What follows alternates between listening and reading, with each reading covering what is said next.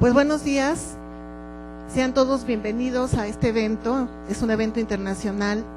Sabemos que están muy interesados en los temas que se están abordando en estos días, en el día de ayer y el día de hoy.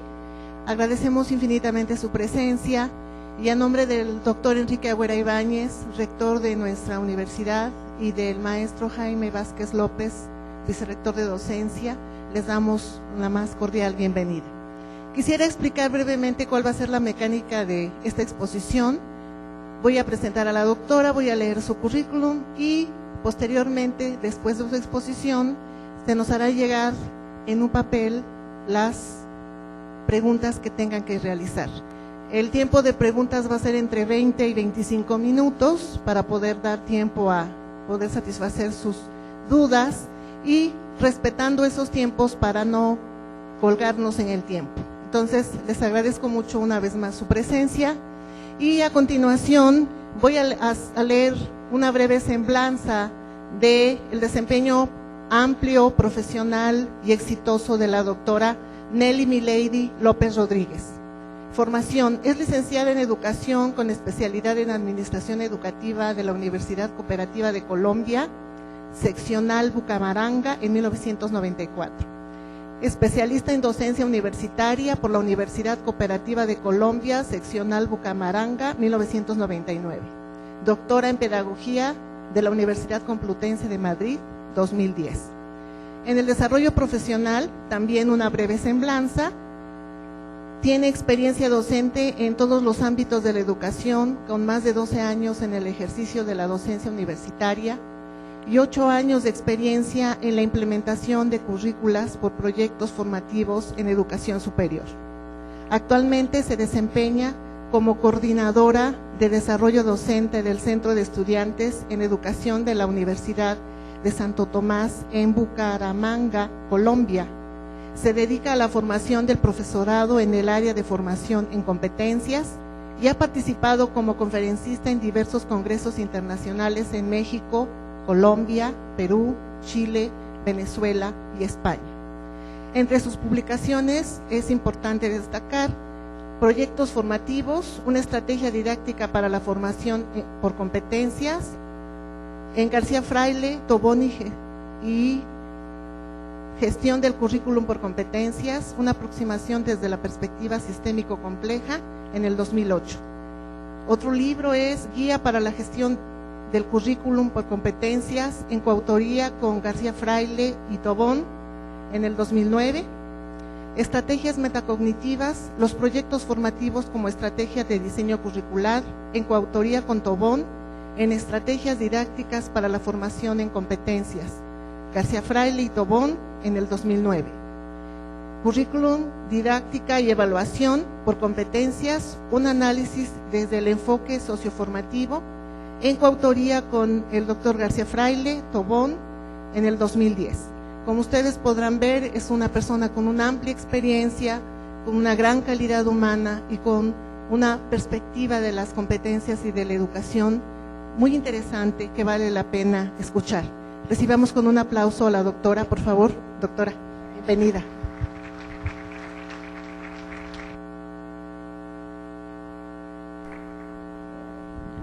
Muchísimas gracias.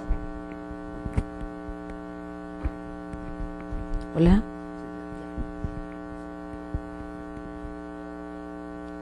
Creo que está bien. Hola. Sí. Bueno, muy buenos días para todos y todas. Bienvenidos a este segundo día del encuentro de gestión curricular, didáctica y evaluación en competencias. El año anterior, en el primer encuentro, tuve la oportunidad de estar con algunos de ustedes e iniciar lo que podríamos decir este ciclo de encuentros que nos llevan a pensar, a reflexionar a todos sobre nuestro papel en la educación, sobre el día a día y sobre lo que es el vivir la docencia en cada momento. En ese primer encuentro, entonces, tuve la oportunidad de hablar con ustedes de la gestión curricular por competencias y dejar enunciado en ese momento el planteamiento de los proyectos formativos como una posibilidad de gestionar el currículo por competencias. Quienes estuvieron recordarán que hablábamos de la parte general de la gestión curricular por competencias y cómo en esa gestión curricular, que debe hacerse a partir de la investigación, que debe tomar en cuenta los saberes previos y que debe analizar el contexto real, local, nacional, internacional y global, debe estar presente siempre la reflexión permanente del docente y de su quehacer pedagógico. Por eso, dentro del enfoque socioformativo, la invitación es a realizar investigación pedagógica y educativa de manera permanente en el aula. Y esa es la posibilidad que nos ofrecen los proyectos formativos. A medida que estamos trabajando en el aula, desarrollando, haciendo lo que debemos hacer, pero haciéndolo de una manera integral y creativa, asimismo podemos estar haciendo investigación educativa de nuestro propio quehacer. Bienvenidos todos y espero pues que la conferencia aporte en eso que todos a diario hacemos con la mayor disposición y con el mejor ánimo de poder aportar en la formación de nuevos ciudadanos y de nuevas personas para el mundo de hoy y del mañana.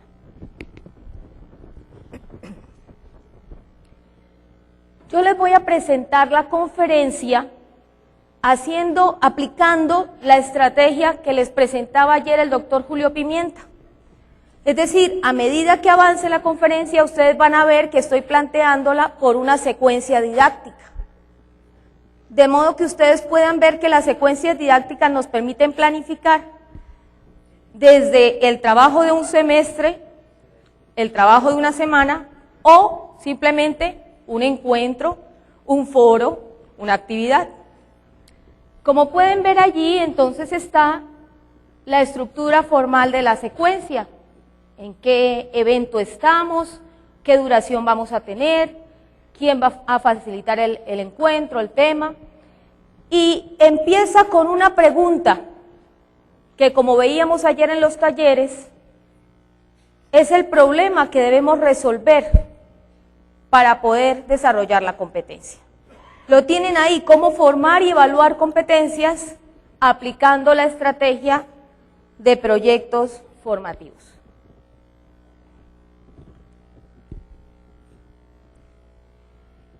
Encontramos entonces la competencia formar y vemos cómo con esta conferencia esperamos que haya un reconocimiento de la estrategia de proyectos formativos como una posibilidad de gestión en el currículo, como una posibilidad de abordar aprendizajes desde el contexto real. Miren que la competencia va en la medida de lo que podemos hacer en el tiempo conveniente. Yo no podría decir abordar o desarrollar un proyecto formativo, porque en un espacio tan corto de hora y media va a ser imposible que ustedes lo puedan hacer. Entonces se plantea como que lo reconozcamos. Quiere decir que podamos entender que tiene unos elementos claves que nos permiten hacer una planeación didáctica. Encuentran allí también descritos los criterios.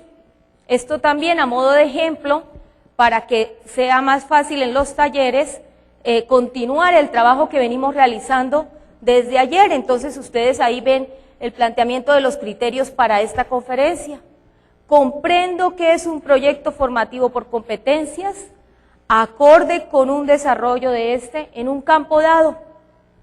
identifico cómo se plantea un proyecto formativo por competencias considerando experiencias de este campo. Y me motivo para aplicar la estrategia de proyectos formativos acorde con su metodología.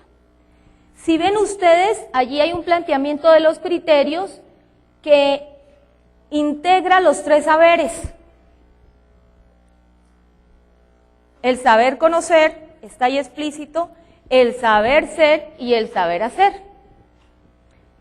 Y en el último criterio queda encauzada ya la disposición que debe quedar en nosotros al terminar esta sesión. El interés por querer hacerlo, por sentir que lo podemos realizar. Que no sea esta una conferencia más de las múltiples conferencias a las que podemos asistir.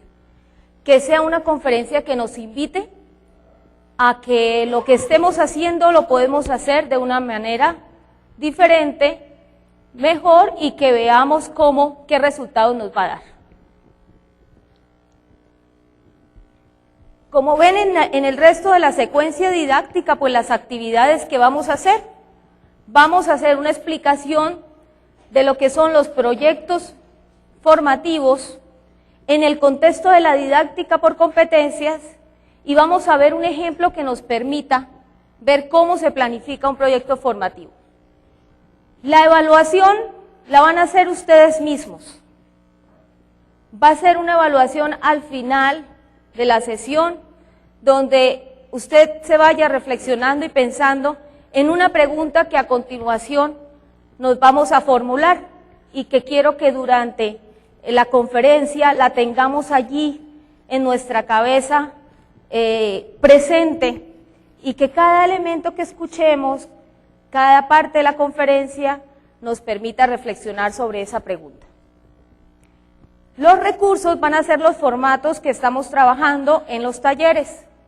Y por último, pues como norma simplemente quiero pedirles que mantengamos una actitud muy analítica frente a lo que estamos desarrollando en la mañana de hoy. Esta es la pregunta un poco extensa, dirán ustedes, la pregunta, pero está puesta así porque a continuación vamos a ver un video que nos va a ayudar a entender la pregunta, aunque sea larga, nos va a permitir situarnos en el contexto de esta actividad metacognitiva. Ayer el doctor García les decía, mañana van a hablar un poquito de estrategias metacognitivas conmigo. No es el tema central de la conferencia. Lo que vamos a hacer es referir las estrategias metacognitivas, sería el tema de otra conferencia, es uno de los elementos sustanciales de la formación en competencias diferenciales, de la formación en competencias, pero hoy lo vamos a vivir durante la conferencia. Una estrategia metacognitiva es la metacomprensión, y con alguna actividad en el aula, en un encuentro, en un foro, en un seminario, en una conferencia, podemos hacer reaccionar ese proceso mental nuestro que es la comprensión. Y para eso desarrollamos una actividad metacognitiva. Por eso les pido mucha atención a partir de este momento para que observemos este video. Este video es el resultado parcial, porque pues ya está el total de la investigación, pero lo habíamos hecho antes de terminar la investigación, de una investigación sobre las diferentes concepciones y prácticas pedagógicas que tienen los docentes de la institución con la que trabajo, la Universidad Santo Tomás, de Aquino de Bucaramanga. En el Centro de Estudios en Educación hacemos investigación educativa y pedagógica, promovemos la formación del profesorado desde la Coordinación de Desarrollo Docente, que está disponible siempre para todos ustedes. Ya vieron el correo al inicio y al final pues lo vuelvo a dejar para quienes quieran tener el dato. Esta investigación nos lleva a pensar y a reflexionar un poco sobre ese día a día y qué es lo que hacemos y de qué manera lo hacemos, qué tipo de docentes somos, qué tipo de aprendizaje queremos promover y cómo hacemos nuestras acciones.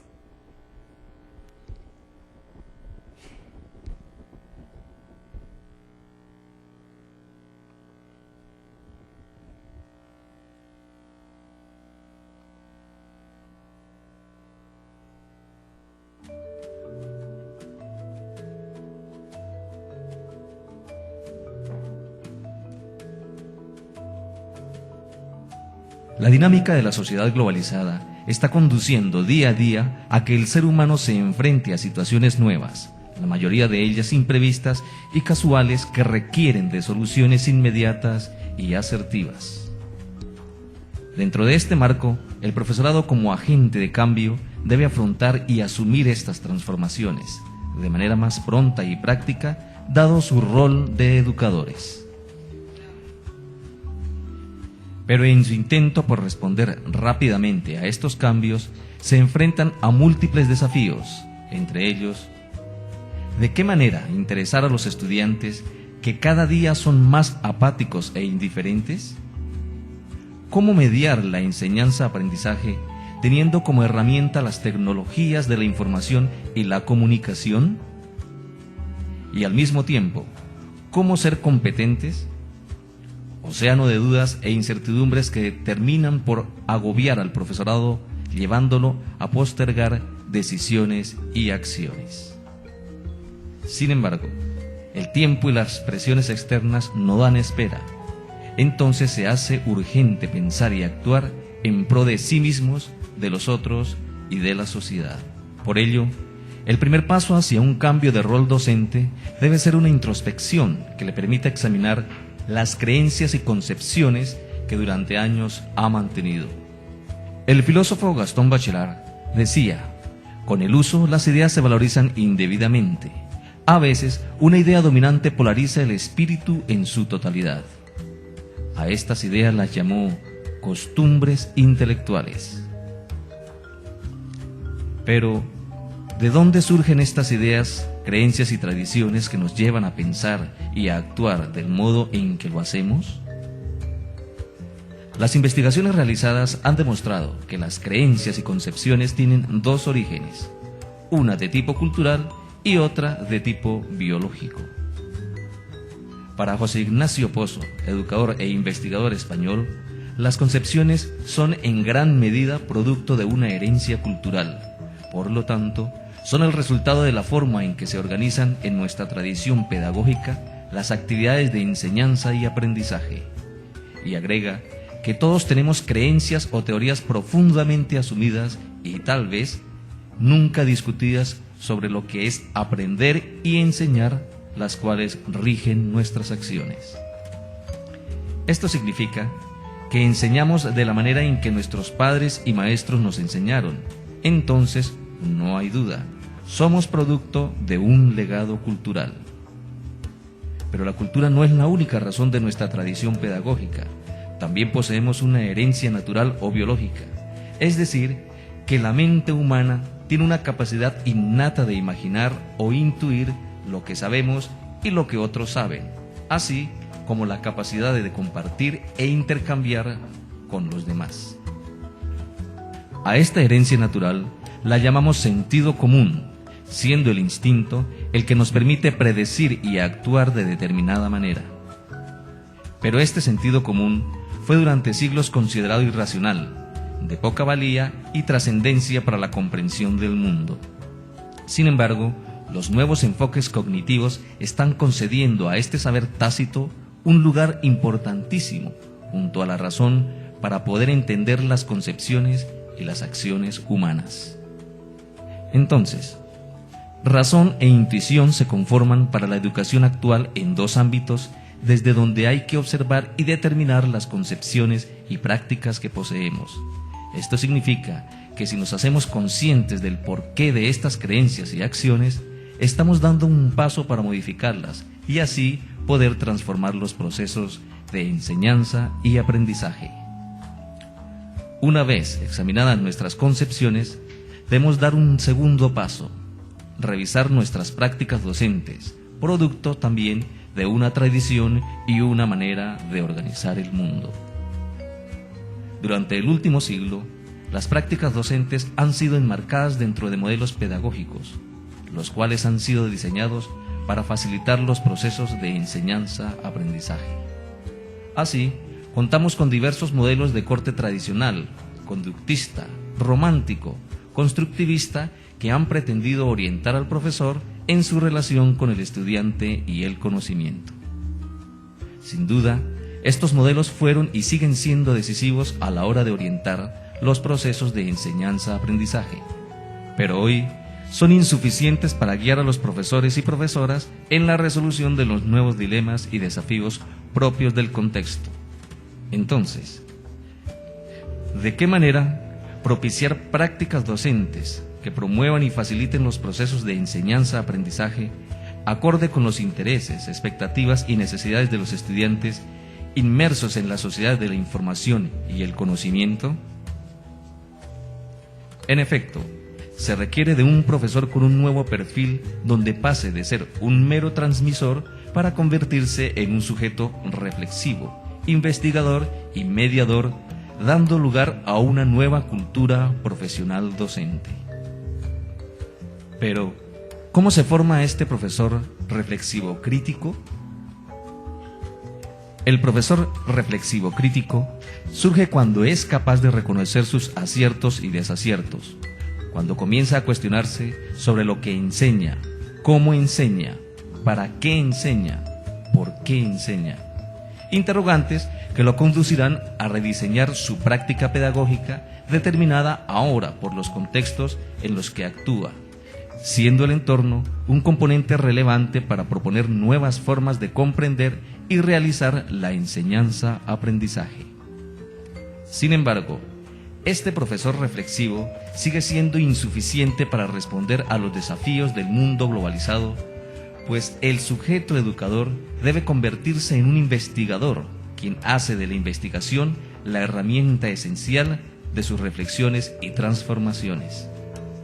Así, las situaciones problemáticas del aula desde la perspectiva del profesor se constituirán en los nuevos objetos de investigación, propiciando una enseñanza orientada a descubrir, innovar y proponer.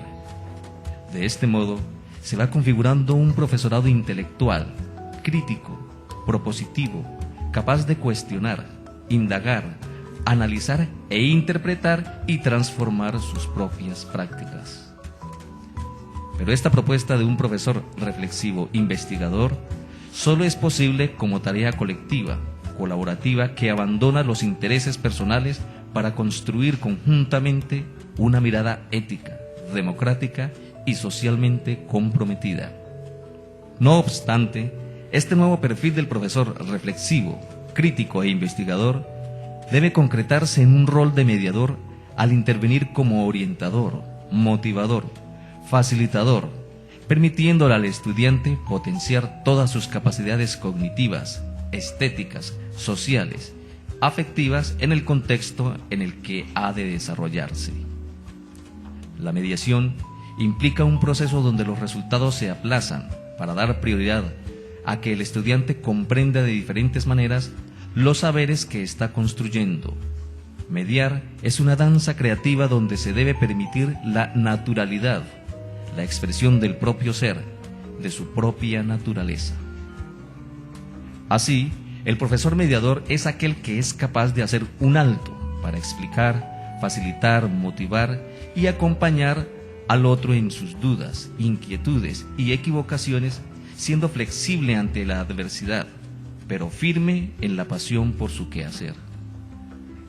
El comunicador educador Daniel Prieto Castillo dice al respecto: a los educadores nos toca navegar de manera constante por el variado océano de la cultura para rescatar horizontes y arco iris, fuegos y abismos, que de estos también se aprende. Debemos disponer de todo el universo para mediar el aprendizaje del otro. Pero ello requiere de mucha osadía y de ganas de aventura. Cuando me quedo, cuando no pongo nada de mí, cuando apenas ofrezco migajas de ese universo, cuando solo hablo de lo que otros hablaron y no soy capaz de comunicar cultura y vidas ajenas, entonces el sentido de mediar se diluye, se estrecha y pierde toda su riqueza. Así, esta propuesta se constituye en una invitación a todos los profesores y profesoras para el navegar por el océano del conocimiento, reflexionando, investigando, haciendo crítica, rompiendo esquemas, proponiendo y formando con un objetivo claro: la plena realización humana y social de nuestros educandos.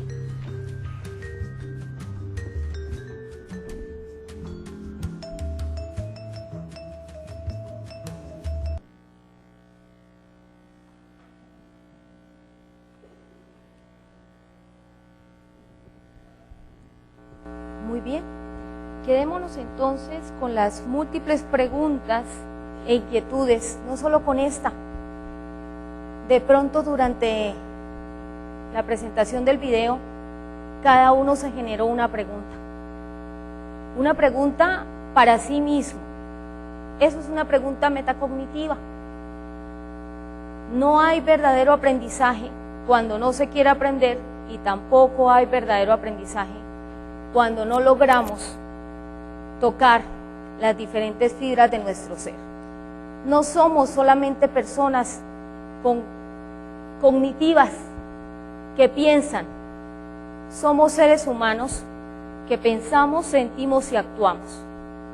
Y la verdadera formación en competencias debe llevarnos a una actuación integral, a una coherencia entre lo que pensamos, sentimos y actuamos. Entonces el desafío, como lo vimos en el video, es que nuestras acciones empiecen a promover esos espacios de reflexión. No podremos tener personas críticas y reflexivas, como se dice a nivel universal hoy, si nosotros mismos como educadores no promovemos desde nosotros mismos el sentido crítico y reflexivo. Desarrollar competencias comunicativas, pero ¿estamos nosotros mismos cada día promoviendo nuestra competencia comunicativa? Tratando de escribir una letra más o de leer una letra más. La formación en competencias requiere entonces de la plena disposición tanto de docentes como estudiantes y de una sintonía en el aula, en la relación entre los dos. Vamos entonces con esas preguntas metacognitivas a desarrollar la conferencia. Vamos a ver en esta secuencia didáctica, vamos a tener 3 momentos. Un primer momento donde vamos a abordar los proyectos formativos en la didáctica por competencias, luego qué entendemos por los proyectos formativos y cómo se hacen, y finalmente analizaremos un ejemplo de proyecto formativo. Vamos a tomar como punto de partida algo que ya el video nos dejó pensando, el sonoviso nos dejó pensando, y es que hay un pasito a veces largo, a veces amplio, o a veces es un puente que se cae y que tenemos que pasar por allí, tenemos que buscar la estrategia para pasar el puente, ir de una parte al otro. Pero pasar de la didáctica tradicional a la didáctica por competencias no es simplemente pensar en incorporar algunas cosas que están de moda. Se trata de transformar y modificar toda una estructura de lo que ha sido un proceso didáctico. ¿Cuáles son los problemas que se han detectado en la formación tradicional, en la didáctica tradicional? Hay un énfasis solo en lo disciplinar. La preocupación es por los contenidos, por los objetivos, pero realmente no hay una preocupación por el desempeño en contextos reales, por un abordaje de los problemas de la realidad que nos permita una actuación idónea. Entonces el concepto de idoneidad no estaba allí presente. Era importante enseñar unos contenidos para que la gente sepa. Entonces decíamos, el tema que vamos a ver hoy, desde el mismo lenguaje nuestro, de una vez va trazando en el cerebro de las personas la meta que se quieren proponer, la idea de lo que vamos a hacer. Entonces cuando decimos el tema que vamos a estudiar hoy, ya estamos planteándonos un aprendizaje netamente cognitivo, pero no estábamos tocando el ser. Eso pasaba en esto. Entonces las personas aprendían de memoria o aprendimos de memoria. Nosotros somos producto de esa formación. Estamos aquí porque hemos sobrevivido. Hemos sobrevivido a la educación bancaria. Hemos sobrevivido a la educación memorística. Hemos sido un poquito o muy rebeldes. No hemos sido conformistas. Pero tradicionalmente, ¿qué es lo que se espera? Que usted escuche, lea, repita y dígame lo mismo en la evaluación escrita. ojalá con puntos y comas, para que la nota sea mayor. Pero promovemos el sentido crítico, ¿no? Bien. ¿Cómo entonces transformar esa didáctica tradicional en una didáctica por competencias? Cuando vimos ayer las secuencias didácticas y vamos a ver hoy los proyectos formativos integradores, vamos a ver cómo podemos involucrar al estudiante desde el planeamiento. Ya no se trata de hacer nosotros el planeamiento y venir a traerlo y esto es lo que se va a hacer. Y este es el librito que vamos a seguir. Se trata de hacer concertación para que lo que vayamos a hacer no sea solo de interés del docente, pero tampoco se trata de que sea solo del interés del estudiante. Les decía, nuestra práctica docente hoy implica una actitud reflexiva, una actitud crítica y una actitud investigadora. Necesitamos investigar de manera permanente, constante, lo que hacemos en el aula. No dejarlo allí, sistematizarlo.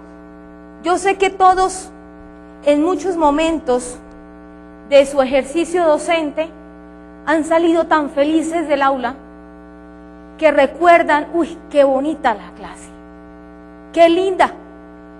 Pero pasó la noche, llegué a casa y en el cansancio y fue un día más. Y allá se quedó en el grato recuerdo. También hemos tenido de aquellos días fatales, que después de muchos años de experiencia, cuando ya creemos que todo está bajo control, nos aparece un grupo que nos descompone y nos pone a ver cómo es que le vamos a hacer para sacar el barco adelante al otro lado. Pero eso tampoco lo sistematizamos. Logramos hacerlo, salimos avantes, sacamos el grupo con cosas positivas, con dificultades, pero ¿dónde está ello? ¿Está escrito? ¿Le está sirviendo a otros maestros? ¿Lo hemos reflexionado? ¿Ha servido para mejorar nuestra práctica? Entonces, la clave de la didáctica por competencias está en involucrarnos nosotros mismos con los estudiantes. El proyecto tiene que ser, o la secuencia didáctica, debe ser una invitación no solo para los estudiantes, sino para nosotros mismos a investigar. Quiere decir esto entonces que la didáctica por competencias cambia totalmente ese esquema. Partimos de un desarrollo integral, de un aprendizaje para la vida misma, y no para el momento, ya no de memoria, ya no para el ratito. Retos del contexto.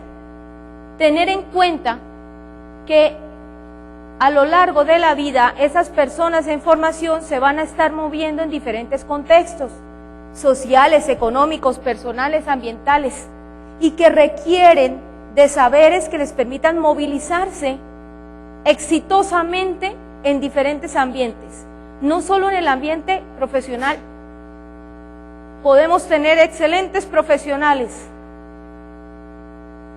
pero fracasados familiares o fracasados ciudadanos. Entonces tenemos que tener presente esos retos que nos genera el contexto día a día. Los saberes previos son imposibles de descuidar en la formación en competencias.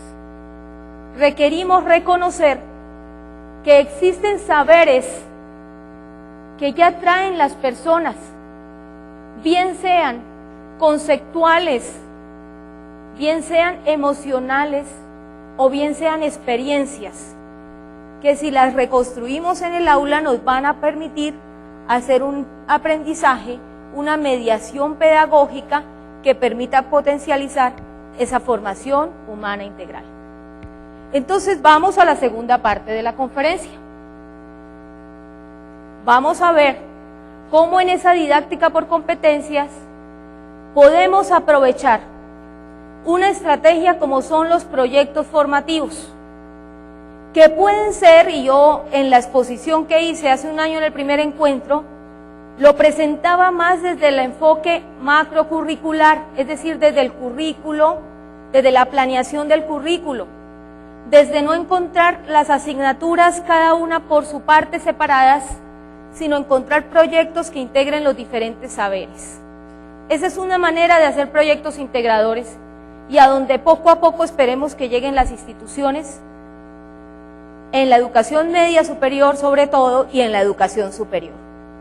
Algunas instituciones en la parte preescolar lo vienen practicando hace muchísimos años con el surgimiento del constructivismo. Ya no aparecía en los cuadernos de los niños, hoy es la clase de la A o de la B, sino aparecía el proyecto Mi Familia. Y dentro del proyecto se estaban integrando saberes de lengua, de ciencias, de sociales. Esa misma metodología de proyectos que muchos conocemos es la que vamos a desarrollar aquí, pero aplicándole el concepto de competencias. O sea que es lo que yo he venido haciendo hace rato, yo he venido trabajando los proyectos en el aula. Pues no los deje de trabajar. Usted está en lo cierto. Solamente nútrase de otros elementos más, diséñelo didácticamente acorde con competencias y vamos a ver que los resultados, aparte de los que ha tenido usted haciendo proyectos, van a reflejarse en las competencias de los estudiantes.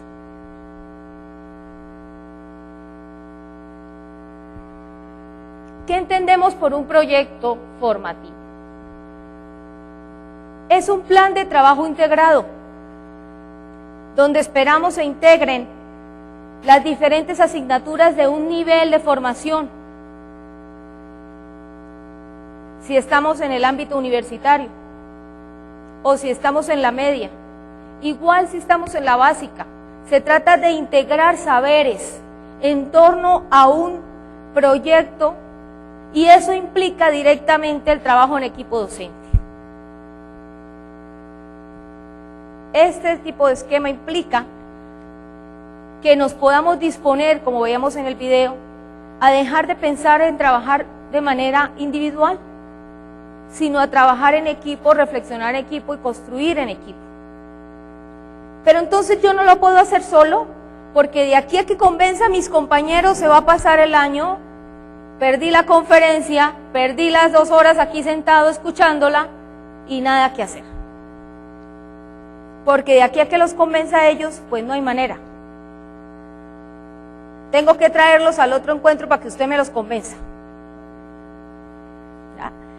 Mientras los convencemos, animémonos a hacer un proyecto o los proyectos en mi clase. Empecemos por ahí. El ejemplo ayuda mucho. A la gente siempre le gusta saber qué está pasando. No sé qué quise decir, ustedes lo concluyen. Eso funciona muy bien. ¿Qué dijeron? Un poquito más fuerte. Más fuerte. Más fuerte. Más fuerte. Eso es una estrategia de trabajo. Hay que ser estratégicos, maestros. Hay que cambiar la dinámica. O sea, todo lo negativo tiene que tener una cara positiva. El chisme no puede ser del todo malo. Podemos utilizarlo positivamente. Entonces, en la medida en que esa bolita va subiendo, como lo hicieron ahorita, se va sabiendo, oiga, vean aquel, mira lo que está haciendo en el salón hoy. Ahora, ¿por qué le daría a este? Ahora se llevó los muchachos del salón. ¿A dónde se fue? ¿Cómo así que me pide usted permiso, señora profesora, para llevarse a sus estudiantes del salón hoy? ¿Qué está pasando? La clase se hace en el salón. Y empezamos a mostrar otra manera de hacer las cosas, pues empieza la curiosidad a despertarse y podemos empezar a promover una manera diferente de hacerlo. Entonces no todo es malo, ¿no? No todo es malo, que empiece por ahí a sonar la idea y poco a poco la gente le va a ir entrando a la idea. Un plan de trabajo integrado cuyo objetivo es realizar un conjunto de acciones un conjunto de acciones planificadas, organizadas, enmarcadas en la vida real, en un contexto real, y que, como ya lo dije, sea de interés de estudiantes y docentes, no solamente de mi interés. Hay unas características esenciales que tienen los proyectos formativos. Lo primero, deben tener una afinidad con situaciones reales. Esto significa que sirvan para resolver problemas relevantes. Ustedes ayer ya estaban planteando un problema. A algunos nos daría más trabajo que a otros encontrar el problema. Claro, porque veníamos acostumbrados a planificar lo que nosotros nos proponemos, pero no lo que vamos a hacer que el otro piense, reflexione, analice para aprender. Un enfoque integral orientado a los estudiantes, a su práctica, a los procesos y a los productos. Los proyectos formativos generan una autoorganización, tanto del trabajo del docente como del trabajo institucional. Cuando ya logremos trascender nuestra aula, cuando lo que hagamos lo empecemos a presentar en los encuentros culturales que se hacen en la escuela, en el colegio, y empiecen los compañeros a darse cuenta que a partir de una obra de teatro abordamos el problema del impacto social de las basuras en el medio ambiente, y a partir de allí estudiamos ciencias, matemáticas, sociales, y en una obra de teatro, como vieron a ustedes ahorita en el sonoviso, se integran muchísimos elementos, hasta la segunda lengua se puede integrar allí. Podemos poner a algunos de los niños a que hablen en inglés allí dentro de la obra, y estamos integrando todos los saberes, pues eso genera una autoorganización en la institución. Una relación colectiva estudiantes y maestros. Entonces, ¿cuál es el propósito de un proyecto formativo? Formar al menos una competencia. No se trata de generar muchas competencias, una baraja de competencias que realmente, cuando vamos a ver al final del año la planeación que hicimos y hacemos la evaluación, muchas veces nos quedamos en el 50%, otras veces en el 70%, otras veces en el 80%, pero muy rara vez logramos completar el 100%. Se trata de que lo que planifiquemos realmente lo podamos hacer, con compromiso social y con emprendimiento para la resolución de problemas en contextos reales. Que lo que hagamos contribuya, tenga un beneficio social. ¿Cómo se hace la evaluación en los proyectos formativos? La evaluación por competencias, ayer vieron algo con el doctor Pimienta, hoy en la próxima conferencia verán un poco más. La evaluación se hace durante el proceso. Por lo tanto, los proyectos formativos nos dan la posibilidad de ir evaluando cada fase, cada parte del proceso hasta llegar al total. Las evidencias de aprendizaje nos permiten evaluar lo aprendido, y lo hacemos a través de autoevaluación, coevaluación y heteroevaluación. La heteroevaluación es la que realizamos nosotros como docentes. La coevaluación es permitir en pares o en equipos que se generen procesos de evaluación de uno al otro, a través de preguntas, un instrumento que les permita a ellos ir evaluando. Y la autoevaluación es, pues, evaluar yo mismo lo que he aprendido. Ah, pero es que si les doy a ponerse en evaluar, todos se van a poner la máxima nota. Bueno, ¿y quién no? Yo no dije nada. Yo solamente pregunté quién no. ¿Ven? Es una condición humana. Ante una posibilidad, pues venga, hay que aprovechar. ¿De qué se trata entonces? De poco a poco empezar a generar una cultura de autoevaluación, de reflexión sobre mí mismo. Y eso se hace caminando el camino al andar. No es de la noche a la mañana. El aula no se transforma Hoy ustedes aprendieron, mañana llegaron con el proyecto, dentro de un mes, listo, ya formamos en competencias.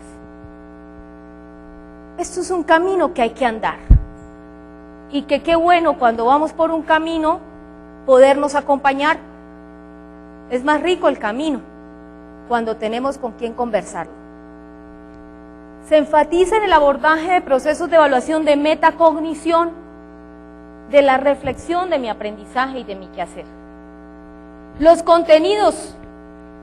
¿Qué pasa con los saberes? Entonces todo va muy bonito. Eso usted habla de trabajo en equipo, de liderazgo, pero ¿dónde está lo que tenemos que enseñar? No están idos desbordados fuera de lugar, no, están aquí. Lo que pasa es que la didáctica por competencias tiene otra lógica.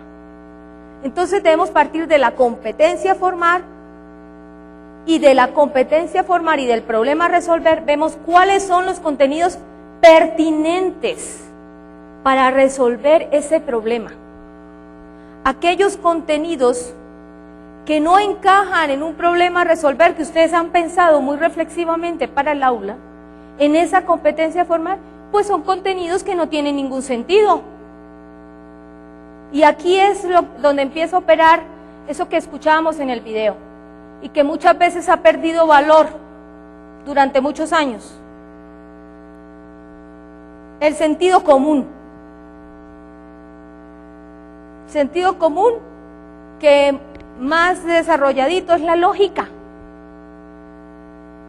Aquello que nos dice de verdad que va a funcionar o que no va a funcionar. Y en la formación por competencias ya no solamente tienen sentido los saberes científicos, sino el sentido común del maestro.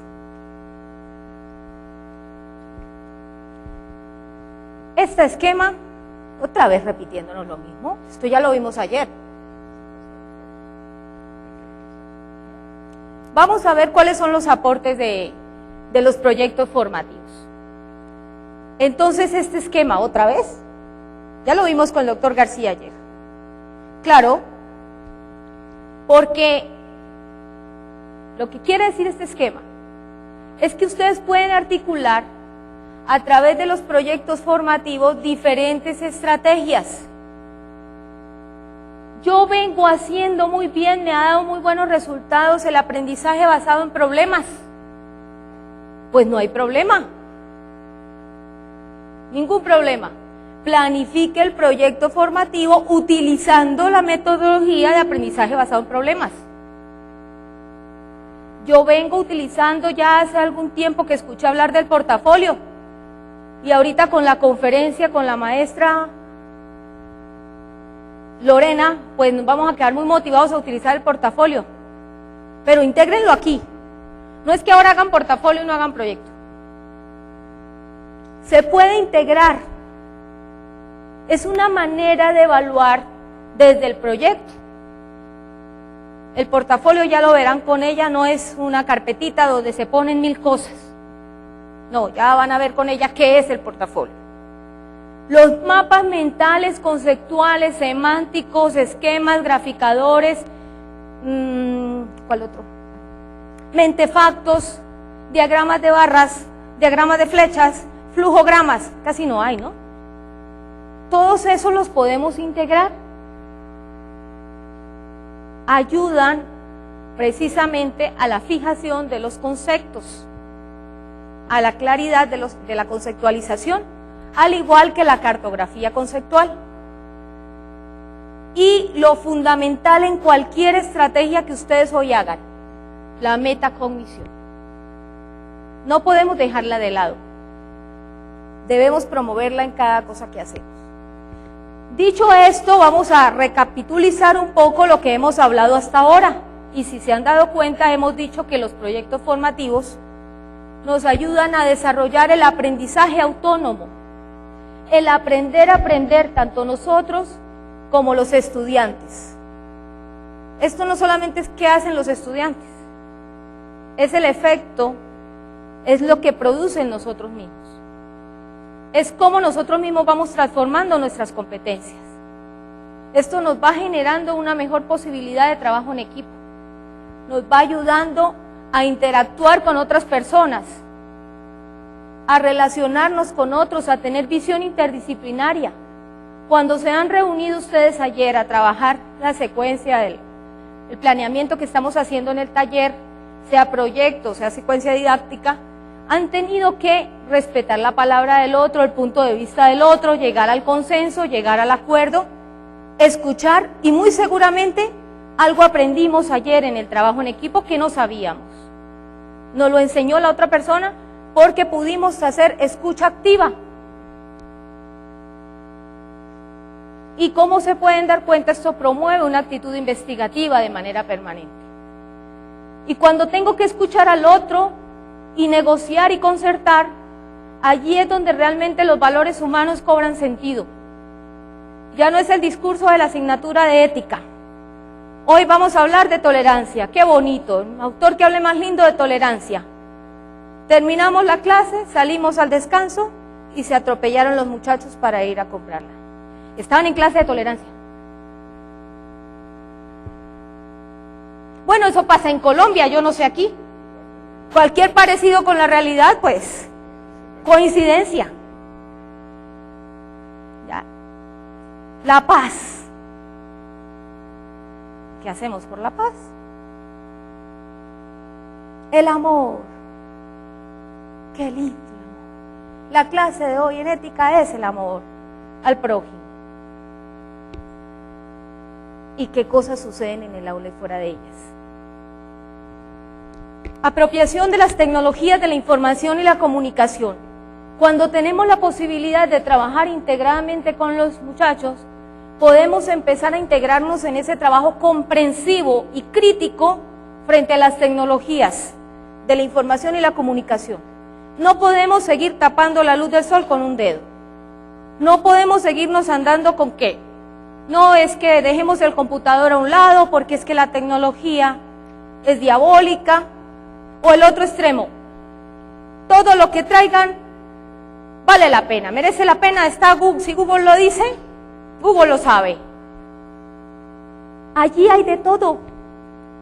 Hay cosas muy buenas, muy producidas, muy científicas, como hay otras que simplemente es un negocio. Ponen allí cualquier cosita que encuentran y los muchachos a lo más fácil, el rincón del vago. Que les digo que no sé si eso pase aquí. No. Bien, el liderazgo y la toma de decisiones en contextos reales. La posibilidad de resolver un problema, por menor que sea, nos empieza a generar la posibilidad de analizar diferentes posibilidades. Eso es de sentido común. ¿Qué hace usted en la casa cuando tiene un problema? De cualquier orden. Empieza a mirar cómo lo resuelve y analizar unas posibilidades sin tener que hacer la espina de pescado, la V heurística. Eso se hace con capacidad de análisis. Y los muchachos, cuando se encuentran con ponerse de acuerdo en cómo vamos a trabajar, quién va a ser el moderador, quién va a exponer, cómo nos ponemos de acuerdo para esta actividad, cómo nos empezamos a mirar qué aporte hace cada uno, están necesitando tomar decisiones. Nosotros también al trabajar con los compañeros. Como ya lo han visto, definitivamente esto contribuye al desarrollo del pensamiento crítico y reflexivo, a tener una actitud diferente frente al aprendizaje y frente a la autoevaluación. Y la preocupación de muchos de nosotros por los procesos de comunicación oral y escrita. En los proyectos formativos se integran estrategias de comunicación, tanto informes escritos, ensayos, elaboración de mapas, donde el muchacho va a tener que hacer análisis, síntesis, escribir y luego exponer, explicar, relacionarse con los otros. Entonces esas competencias orales y escritas se van a promover allí de manera transversal. Miren cómo los proyectos formativos nos permiten transversalizar todo esto, que hoy día en muchos países ya se están viendo como competencias genéricas. Y están allí, sin necesidad de tener una asignatura para que nos hable de los valores. Eso lo tenemos que hacer todos de manera transversal. La investigación debe ser transversal. ¿Apoyados en qué? En los procesos de metacognición. La metaatención requiere de unas estrategias propias para desarrollarlo. La metamemoria igualmente. Los mapas que les decía, los graficadores ayudan muchísimo en ello. El exponer las ideas ayuda a fijar en la memoria. Pero sobre todo lo que más ayuda es el sentido que tenga el aprendizaje. Y la metacomprensión. Una vez hemos hecho metaatención y este proceso ya se ha logrado, se llega a la metamemoria y finalmente tenemos una comprensión. O muchas veces es al contrario, partimos de la metaatención, tenemos y logramos comprender y luego memorizar. Eso depende del tipo de inteligencia que tenga el niño. Pero se deben dar los 3 procesos para ayudar a su aprendizaje. ¿Cuáles son entonces los componentes de un proyecto? Muy parecido a la secuencia didáctica. De hecho, la secuencia didáctica va incorporada aquí, en la ruta formativa. Entonces yo identifico el proyecto, le colocamos un nombre que se sepa de qué se trata el proyecto, en qué nivel de formación lo estamos haciendo, qué grupo es, los datos generales de identificación del grupo donde estemos trabajando. La cartografía del módulo, ¿qué es eso? Pues la manera donde se describe la meta que vamos a alcanzar en ese proyecto, el problema a resolver.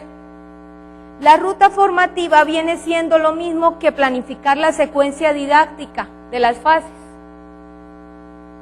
Entonces acá dice una fase de contextualización, donde nos demos cuenta en qué ámbito vamos a abordar el problema.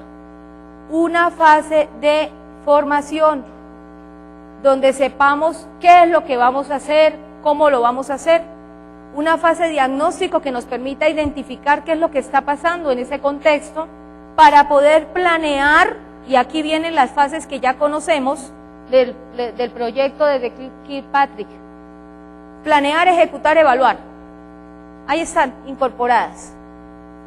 Solo que habría que, a nuestra práctica, los que venían haciendo proyectos, incorporarle esta parte de la contextualización, del diagnóstico y luego sí planificar, ejecutar, evaluar. Y por último, lo que no hacíamos en la otra metodología. El proyecto me entregan al final y nos vamos para la casa, que ese día toca pagar taxi o que nos vengan a llevar, porque vamos cargados de la cantidad de portafolios o de la cantidad de maquetas o de la cantidad de cosas. Tenemos mucho trabajo y resulta que eso se hace en el aula. Allí es donde se debe socializar para que todos aprendan de todos, para que se puedan coevaluar, para que puedan valorar su aprendizaje. ¿Cómo se planifica entonces un proyecto formativo? Sería la pregunta que se están formulando ustedes ahora. Los estoy dejando sin preguntas para las preguntas porque les estoy resolviendo todas las preguntas.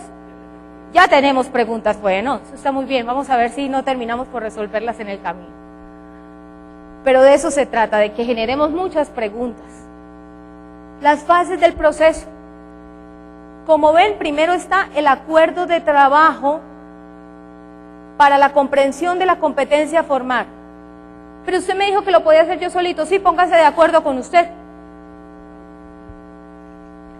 Porque seguro que cuando se siente a planificar un proyecto se va a gastar un ratito.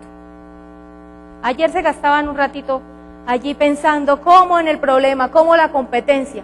Es que ponerse de acuerdo con uno mismo sí que es difícil. Ahora sí vaya y póngase de acuerdo con otro. Entonces, pues primero empiecen por ponerse de acuerdo con ustedes mismos para poder hacer un proyecto y luego ya con el equipo de trabajo. Y de ahí pasamos a evaluar los presaberes que tengan los muchachos, los estudiantes, los niños, los jóvenes. Fijamos el trabajo en equipo, hacemos la organización del trabajo en equipo si va a ser posible, si no ya les digo, pueden hacerlo ustedes inicialmente, y delimitamos el proyecto. Cuando delimitamos el proyecto con los estudiantes, quiere decir que los estamos involucrando a ellos en una partecita de la planeación. Ahora vamos a ver más adelante cómo paulatinamente los podemos ir involucrando. Ejecutamos el proyecto con los aprendizajes de las competencias y por último, pero no final, quiero decir, ya habíamos visto que la evaluación se hace de manera permanente. Esta es una evaluación de cierre final que me va a permitir obtener un nuevo diagnóstico de entrada para ver en qué nivel de desempeño quedaron esas competencias, que no todos los estudiantes saldrán con el mismo nivel de desempeño. De manera sintética, ¿cuáles son los tres componentes que tiene un proyecto formativo? Problema y producto final del proyecto. Planteamos el problema y cuál es el producto final que queremos. Esto es la manera breve de planificarlo. ¿Ya? Entonces, tengo un problema, lo quiero resolver y eso amerita que hagamos un producto final que va a mostrar que se resolvió. Planifico unos talleres con la misma metodología que están viendo en el taller que estamos haciendo en la tarde. Y por último, trazo la matriz de evaluación para evaluar el proyecto con unos criterios y evidencias, con el formato que estamos trabajando en la tarde. Les decía que aquí vamos implicando poco a poco a los muchachos. Antes de la planeación, ¿qué cosas debo pensar yo como docente? Primero, si el proyecto va a ser para una semana o un semestre, la duración, o un mes. De eso dependerá la planeación de los talleres. Segundo, la complejidad. Si voy a abordar un proyecto formativo para trabajar un tema, una asignatura, o si va a ser multimaterias o multitemas. Si la tecnología la voy a limitar a algunas cosas, entonces voy a dar la pauta, consultar internet para búsqueda de información, o voy a dejar tecnología ilimitada de tal forma que los muchachos puedan hasta presentar los videos de lo que hicieron en sus reuniones de trabajo en el momento de la socialización, o de la observación que hicieron en la comunidad o en la empresa donde estaban trabajando. Por favor, los niños no los vayan a mandar a las empresas. Quiero decir con esto que los contextos deben ser acordes con el nivel de desempeño de la competencia y con la edad del niño. No sea que por querer hacer más terminemos complicándole la vida a los padres de familia. Los trabajos grupales terminan siendo una complicación. Yo sé que muchos acá son papás y saben de qué estoy hablando. Terminamos por no saber en qué momento dejarlos ir o no dejarlos ir. Y tenemos de mitad la excusa de la nota. Entonces, seamos muy reflexivos en eso de los trabajos en equipo. Es preferible que el trabajo en equipo se haga en el aula y el trabajo independiente realmente sea de reflexión individual del niño o del joven. Bien sea, el apoyo debe ser por parte de un maestro o puede ser de varios maestros, y el alcance puede ser el salón de clase o la comunidad o la empresa. La participación entonces puede ser, como ya les decía, el docente delimita las actividades y los productos, o con máxima participación cuando los estudiantes ya han trabajado en esto bastante tiempo con nosotros y puedan llegar a proponer actividades y productos que puedan presentar, lógicamente avalados por nosotros. El docente controla el tiempo y el avance de los proyectos y poco a poco, como esta es una estrategia para generar autonomía, para desarrollar autonomía, poco a poco los muchachos se pueden autorregular. Entonces, esta es la secuencia didáctica del proyecto formativo. Tiene una estructura formal que nos define cuál es la asignatura o el conjunto de asignaturas en las que se va a trabajar, qué docente o docentes van a estar allí, qué duración va a tener ese proyecto, cómo se llama el proyecto, qué producto se pretende obtener. Hasta ahí no llevamos sino 5 renglones. Para que no pensemos que esto es una cosa complicadísima de hacer. Ahí van 5 renglones. No hemos hecho mayor cosa. Estas son las mismas 2 hojitas o 3 hojitas que hemos visto que es el mismo taller que ustedes están haciendo en la tarde. Las competencias o la competencia formar, las actividades del proyecto, haciendo sus fases del proyecto, qué actividades con el docente y qué actividades hacen los estudiantes solos, los criterios de evaluación con la ponderación y las matrices, que también hoy al final de la tarde vamos a tener por lo menos algunos ejemplos hechos por ustedes de cómo se elabora una matriz. Los recursos físicos, materiales, los equipos a utilizar, esto no es nuevo, esto lo hemos hecho toda la vida. Y las normas que muchas veces dejábamos en el currículo oculto. Aquí las normas son parte de la formación en competencias. Se definen y se concertan con el grupo. Ya no se dejan a ver si interpretó. Se supone que ya sabe cómo debe comportarse en la clase. Todo lo que podamos no dejar a la deriva, sino hacerlo visible, va a contribuir a la formación. Vamos a verlo con un ejemplo. Este es un proyecto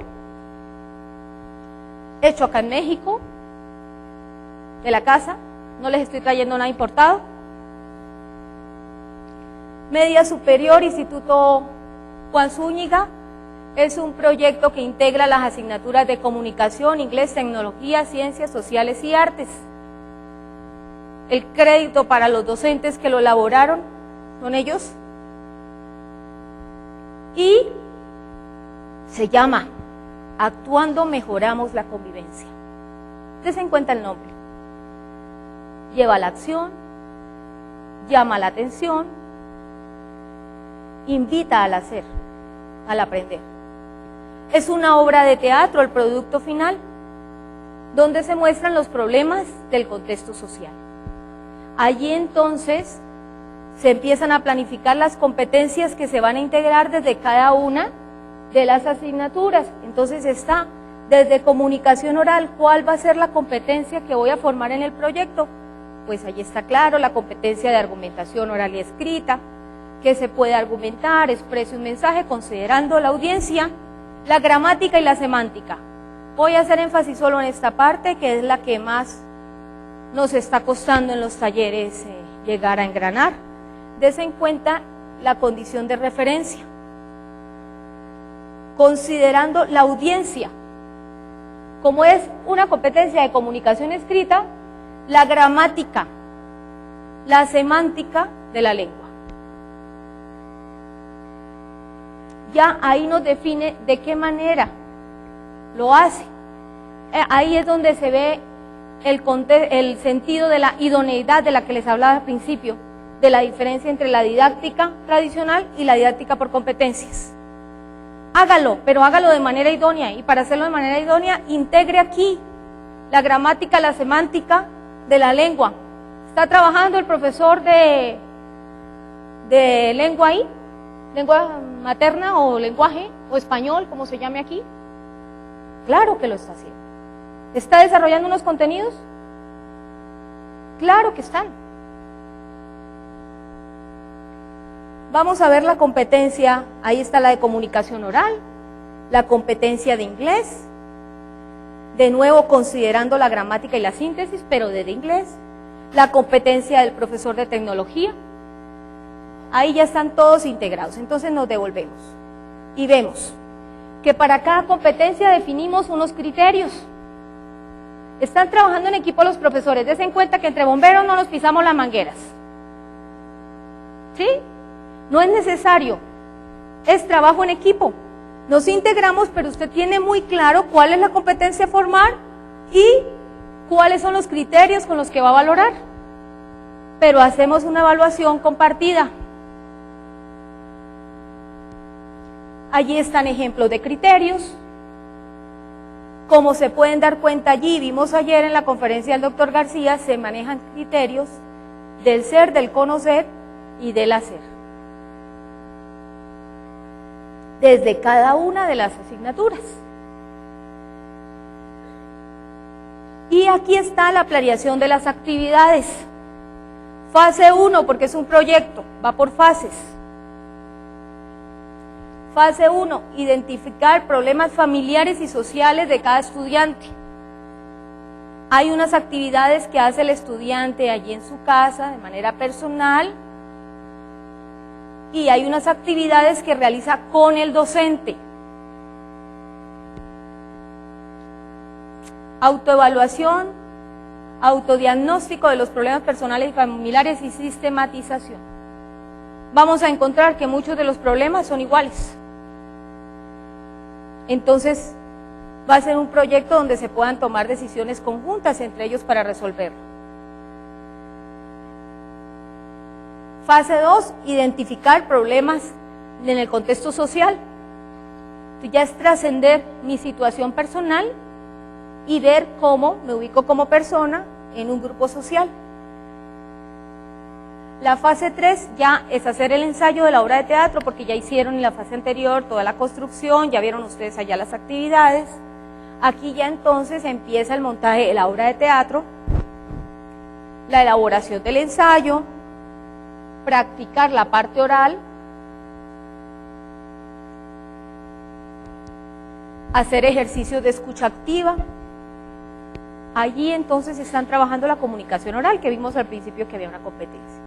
Y por último, entonces está aquí integrado en la fase 4 ya la parte de TIC, la competencia de TIC, mírenla, ya se ve, donde ellos ya hacen el montaje, preparan la presentación final, han tenido que hacer un afiche, unas imágenes, todo eso digital, y la entrega de su guión de manera digital. Entonces han integrado allí también las tecnologías. Por último, un ejemplo de matriz de evaluación.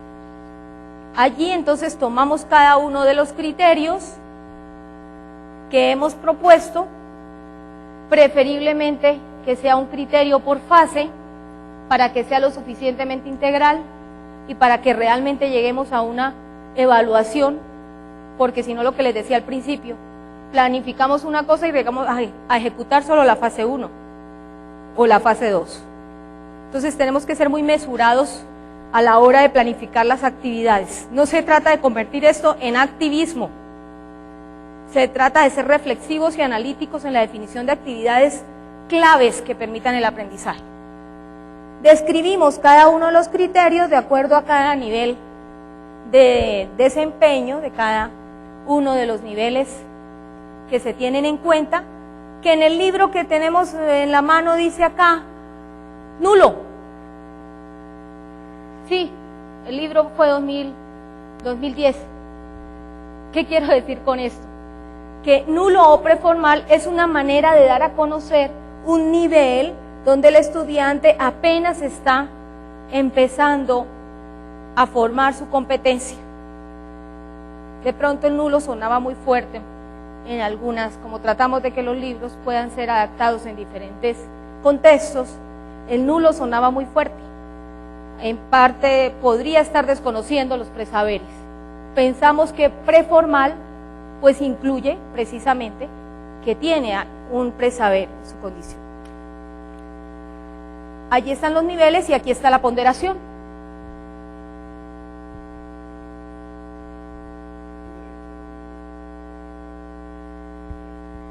El ejemplo de matriz de evaluación lo van a tener esta tarde en sus talleres. Cuando lleguen a la fase 4 del taller, allí sus talleristas les van a mostrar una matriz para que puedan orientarse en su elaboración. Lo de la ponderación también lo profundizamos en los talleres, pero es muy sencillo. Si usted tiene tres talleres o 4 talleres, debe mirar de 1 a 100% qué valor le va poniendo a cada taller dependiendo de su complejidad.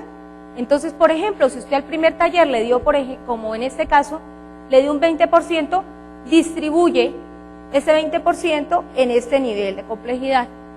Que no, que a mí me queda más fácil hacerlo de una vez de 1 a 5, pues evalúe cada trabajo de 1 a 5, cada fase de 1 a 5.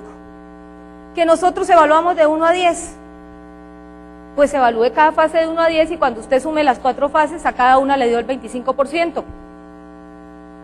Ese ya es el proceso lógico-matemático de cada uno de nosotros, cómo funcione mejor, ¿sí?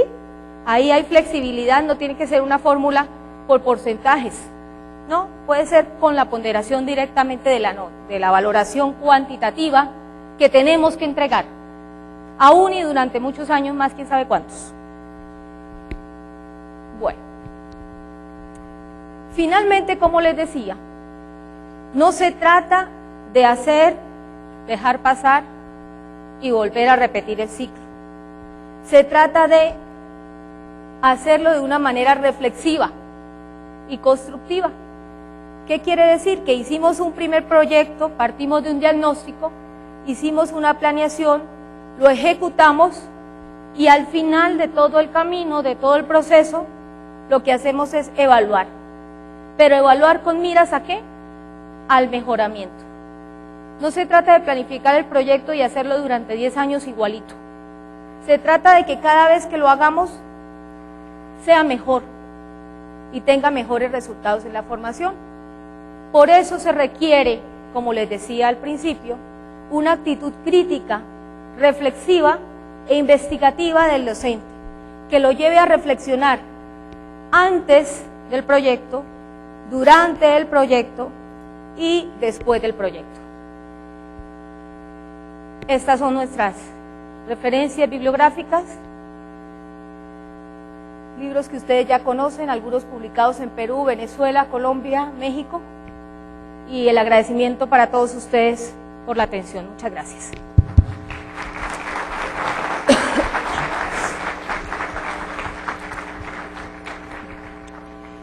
Pues agradecemos esta espléndida exposición al escuchar a la doctora Nelly y después de muchos años de experiencia también en la docencia, como muchos de ustedes. Recuerdo una frase de Mark Twain que decía: no permitas que tu escolaridad interfiera con tu educación. Este es un ejemplo claro que el ejercicio cotidiano y permanente nos debe de llevar a rebasar y a trascender de forma permanente y continua. A continuación vamos a recolectar ya las preguntas que tenemos para la doctora. Si nos hacen favor los monitores de realizar esta acción. Bueno, vamos a iniciar entonces a responder algunas de las preguntas. Encantada de que les genere múltiples preguntas la conferencia, pero no vamos a poder resolverlas todas por tiempo. La primera pregunta que me llegó es: ¿qué tipo de estrategias didácticas se deben utilizar en los alumnos para que aprendan a aprender y que aprendan a conocer? Lo vamos a resolver con este esquema. Existen diferentes estrategias de aprendizaje. Cada una de ellas tiene una intención y se puede abordar para un propósito diferente. Si quiero promover la atención en clase, pues puedo manejar preguntas intercaladas. Si quiero promover el aprender a aprender, pues puedo utilizar estrategias como las estrategias de cooperación, que son el aprendizaje en equipo, la investigación en equipo. Puedo utilizar para aprender a conocer estrategias como la elaboración de los mapas mentales, ya lo decía que son estrategias de adquisición, como mapas mentales, organizadores previos, mente, factos, cartografía conceptual. Y muchas de las que están aquí, el mismo estudio de casos, los mismos relatos de vida que ayudan a sensibilizar, nos ayudan a aprender de lo otro, de la experiencia del otro. Dice el dicho: nadie escarmienta en cabeza ajena. Nos falta aprender a aprender de la experiencia del otro y que no nos toque pasar por ella para aprender. Entonces son múltiples las posibilidades. Creo que ya se está empezando a ver aquí la necesidad de volvernos a encontrar, porque tenemos que hablar de metacognición de manera detallada. Tenemos que hablar de las múltiples estrategias que se pueden dar de manera detallada, cómo se desarrolla cada una de ellas. O sea, en esto hay mucho que leer, mucho que estudiar. Los invito a continuar pues en esa exploración, en esa búsqueda, en ese interés permanente, porque si están aquí es porque están muy interesados por lo que hacen y porque quieren ser cada día mejores en este rol de educadores. Muchas gracias por la pregunta, maestro Alfredo. Con mucho gusto. Pasó muy rápido la diapositiva de la bibliografía. ¿La puede poner otra vez? Eso nos sucede en la clase, ¿no? Pasamos muy rápido por algunas cosas que nosotros damos por hecho, no tienen mayor importancia.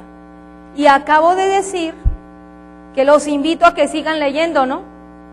Entonces, en congruencia con eso y a solicitud de ustedes, les voy a dejar un minutito más la bibliografía referida. Muchas gracias por la moción de orden. Uy, se llenó. ¿Cuánto tiempo tenemos a un periodo de preguntas?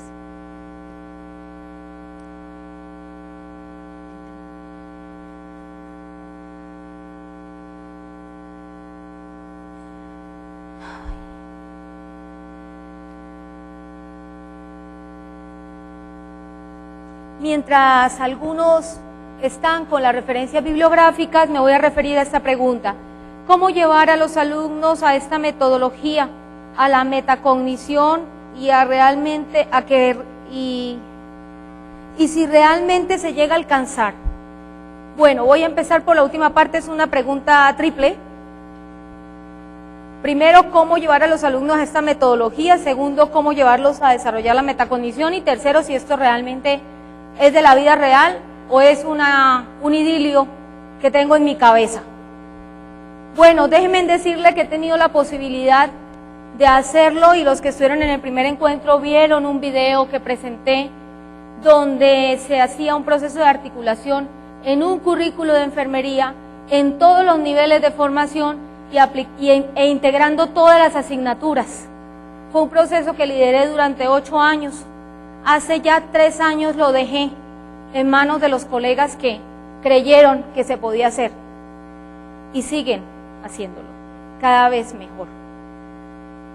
Entonces creo que con eso podría decirles que lo he vivido, que lo empecé a hacer yo sola en el aula hace muchos años con niños de primaria, luego lo hice con secundaria. Y cuando tuve la posibilidad de hacerlo en la universidad, cuando empecé a ser parte de un comité curricular y tuve la posibilidad de liderar el proceso, pues entonces empecé a integrar a los docentes. En esa carrera de formación hay aproximadamente unos 80 profesores. Todos se integran en los trabajos por proyectos en diferentes niveles, o sea, hay niveles donde tenemos 12 o 10 docentes integrados, porque como son enfermeras, pues tienen que rotar por diferentes sitios de práctica. Entonces se integran los docentes también de esos sitios al proyecto. Entonces sí es de la vida real, sí se puede realizar.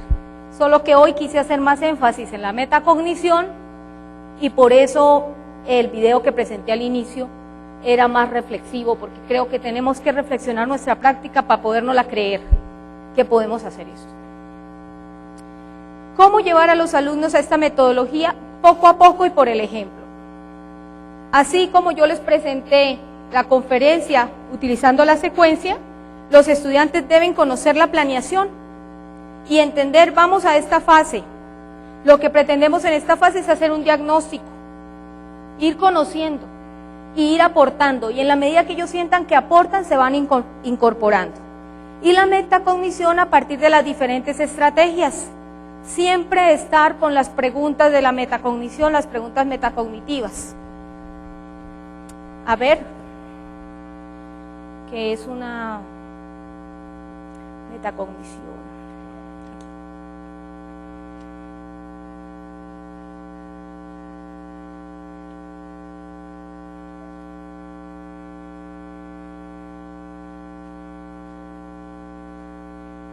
¿Cuál es la diferencia entre metacognición y cognición? Las estrategias cognitivas nos permiten apropiarnos e integrar nuevos conocimientos, y las metacognitivas reflexionar o autorregular nuestro proceso de aprendizaje. Entonces, eso se hace, esto ya se los dije cómo, y se realiza planteándonos preguntas. Este es un ejemplo de abordaje desde un aprendizaje basado en problemas. Entonces, antes de empezar el proyecto, comprendo el contexto en el que voy a interactuar, estoy interesado en trabajar este problema, comprendo cómo resolver este problema. Durante el proceso, estoy trabajando con interés y compromiso, estoy abordando el problema acorde con determinado procedimiento. Final, después del proceso, he podido resolver el problema, trabajé con interés y compromiso. Miren que está integrado los 3 saberes ahí de nuevo, pero desde la reflexión metacognitiva. Comprendo en qué debo seguir mejorando. Muchas gracias por la pregunta integral. Sí, ahí había hacer y conocer.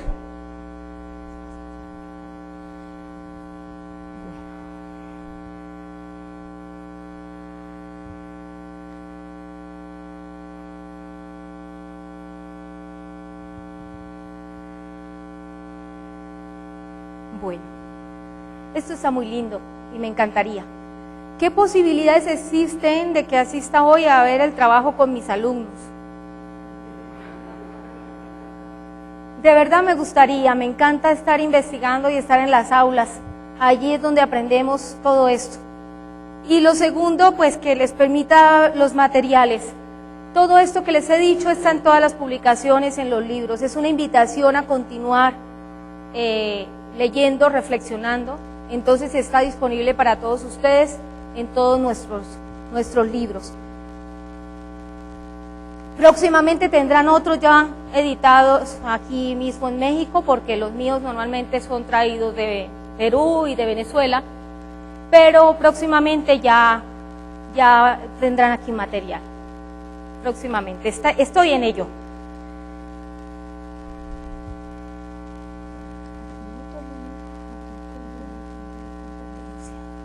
Atributo es lo mismo que criterio al plantear la competencia.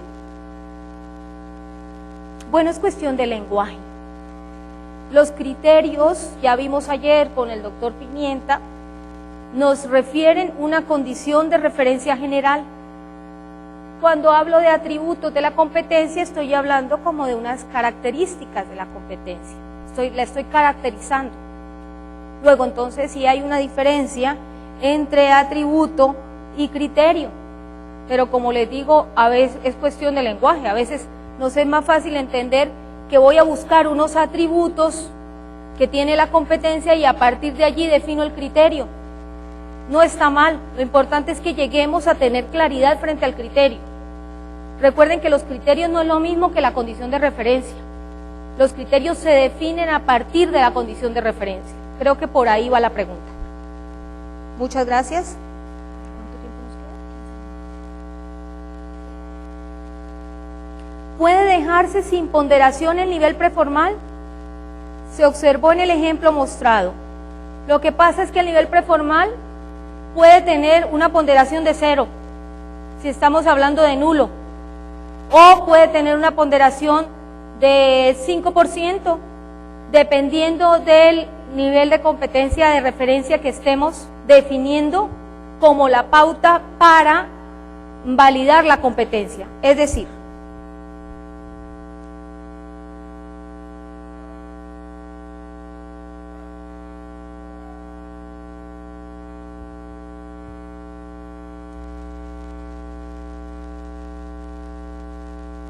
muchas gracias a quien es tan detallista en mirar todos los campitos de la diapositiva. Efectivamente, faltaba el 0.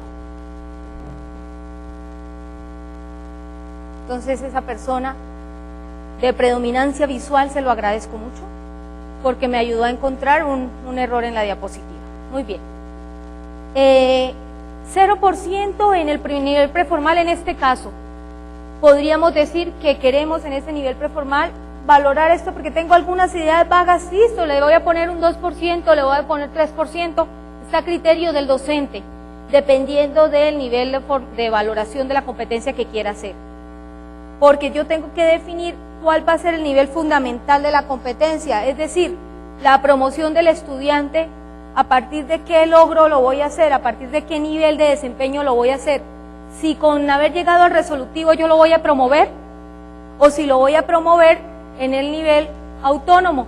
Y dependiendo de eso, ustedes hacen la distribución de la ponderación. ¿Bien? Estas son las que dan, ¿no? Los contenidos solamente se enfocan en la dimensión del saber conocer de la competencia. Los contenidos se asumen desde los diferentes saberes. Saber conocer, saber hacer cuando estoy enseñando un procedimiento y saber ser cuando tengo que realimentar al grupo de cómo realizar un trabajo en equipo, cómo ser tolerantes. Entonces estoy desarrollando allí también el contenido.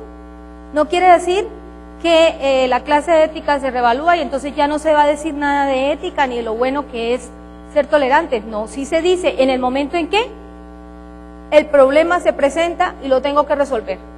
Allí es donde cualquiera de los tres contenidos de cada saber cobra importancia. En algún momento tendré que referir cómo se hace la V heurística y parar un poco porque el grupo no lo sabía. Yo creí que como eran estudiantes de administración y ya van en quinto semestre, se supone que saben hacer una espina de pescado. Y resulta que no. Entonces tuve que parar un poquito y mirar ese procedimiento, centrar la metodología de cómo se hace el análisis por espina de pescado para que el grupo pueda continuar. Ahí hice un saber conocer articulado al saber hacer.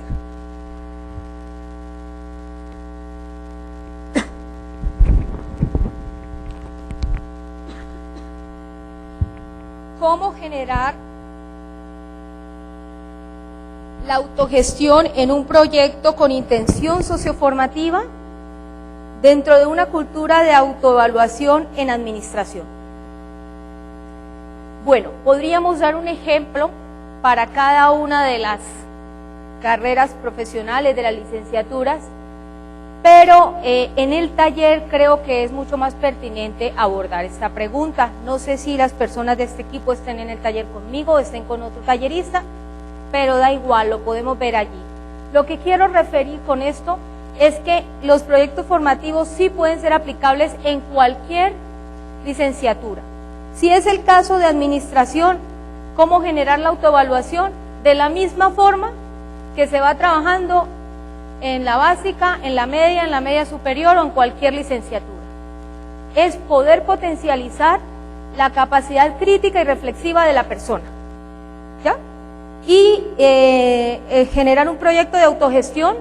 Hay muchos problemas de investigación que se pueden abordar, desde un problema de toma de decisiones empresariales, como un problema de análisis de la aplicación de la teoría de administración general de Chiavenato en un contexto real para ver si aplica o no aplica, o qué no aplica o qué sí aplica. Desde analizar los problemas económicos y cómo un empresario tiene que tomar decisiones frente a ese problema empresarial. La nómina, la contratación, bueno, los 1001 problemas administrativos nos pueden generar preciosos y valiosos proyectos.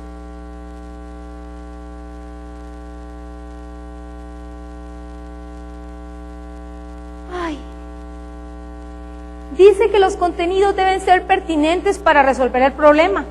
Y entonces, ¿por qué la institución nos exige el cumplimiento del contenido al 100%?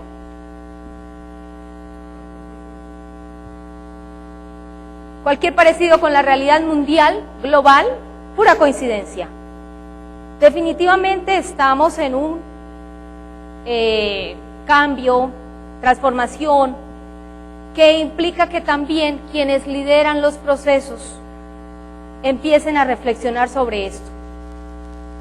Lo que podemos hacer es que los contenidos sí se den, pero de manera pertinente, no lineal, no sueltos, sino buscando. No importa que yo en el libro de español que me dio la Secretaría de Educación, no les estoy diciendo que quemen el libro que les dieron, no, que lo utilicemos de manera crítica y reflexiva. Es decir, en algún momento tendré que utilizar la página 20 y luego saltarme a la 80. Y al final me daré cuenta que pude desarrollar todos los contenidos, pero de manera pertinente.